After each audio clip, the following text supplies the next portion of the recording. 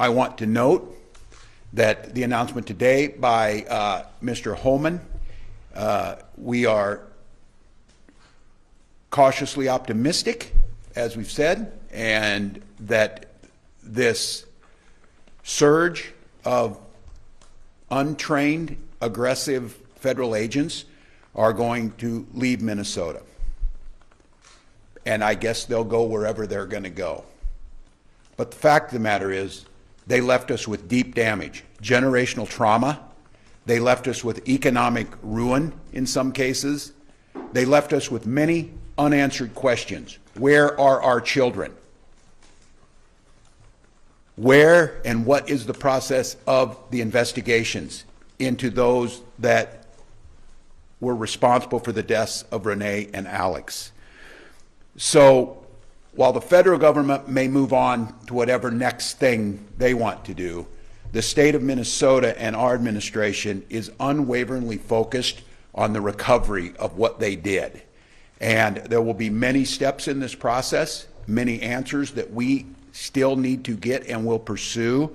But as we started earlier this week, one of the first things we can do and what we're focusing on today is what can we start doing on the economic recovery, the damage that has been done to our economy, specifically to small business owners, and even more specifically to immigrant small business owners, which for every other administration and for most of our history is the epitome of the American dream. Come to this country with nothing and build something to be proud of, build something that creates jobs, build something that creates this incredible diversity and a food scene across this state that is second to none, to entrepreneurship, to the work that they've done. Meeting a few weeks ago down at the Hmong market, and a gentleman who came here and got a food stall, and 3 of his children are now medical doctors that went through American universities to become medical doctors to help make this state the best for health care. Those are stories we should be celebrating, not dangerous police chases through peaceful neighborhoods, not little boys in little backpacks being hauled away, and not mourning of parents and family for American and Minnesota citizens being killed on the streets. So, Minnesota, on behalf of not just this state but the country, thank you. That same energy now needs to be directed towards recovery, to finding ways that people have done during these challenging months to go forward. So I want to say this damage is still being assessed, but we do know, and you're going to hear from some folks, you're going to hear from Henry, you'll hear from Commissioner Verlick about where we're at on the front end of this, and we're going to be proposing a reinstitution of our small business emergency fund. It's what we used very successfully during COVID in the recovery and the economic recovery that we saw in Minnesota that outpaced most of the rest of the country.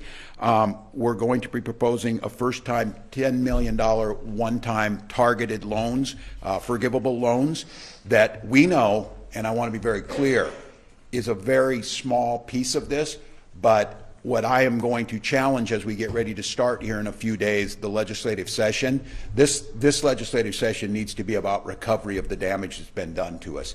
I am also asking our team, and I'm going to make appeals to our federal delegation, the federal government needs to pay for what they broke here.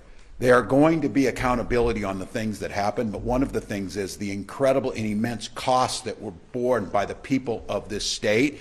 The federal government needs to be responsible. You don't get to break things and then just leave without doing something about it. So we're going to be asking the federal delegation to be investing and doing the things necessary. We have been in contact with federal leadership as a negotiation is happening right now on DHS funding and all of the things that we have an expectation, whether it be the investigations, whether it be going forward, no masks, because this, I got to tell you, one of the things, and I'm in contact with a lot of my colleagues, both at the federal level with the Senate and the House, but especially governors.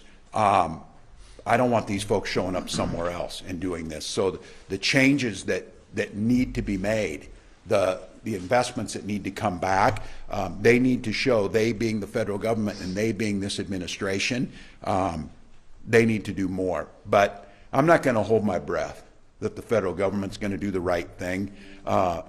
What I am going to do is I'm going to bet on the people of this state.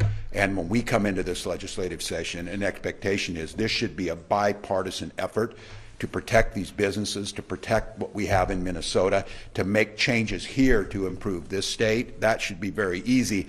And I think we've seen just some of the data surrounding this. There's very few things in this state that are more unpopular than what just happened to us.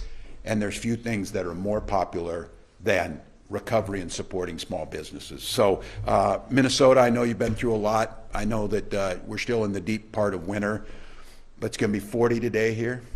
The sun's going to be shining. Probably a pretty good metaphor for spring is out there, summer over the horizon, but it's going to take a lot of work. So the expectation is of myself and our administration and the elected leaders, we get busy in this legislative session and start repairing the damage from this, start putting in safeguards that it doesn't happen again.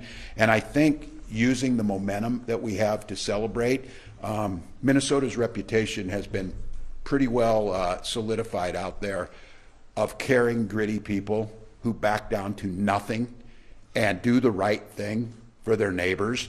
And I think now we continue that same attitude into this legislative session and into this recovery to help the folks standing behind me and thousands of others to get back what they do best, creating jobs, creating opportunities, creating a good life, being able to see their children go off to school and then celebrate by, watching a baseball game when things start up here this spring.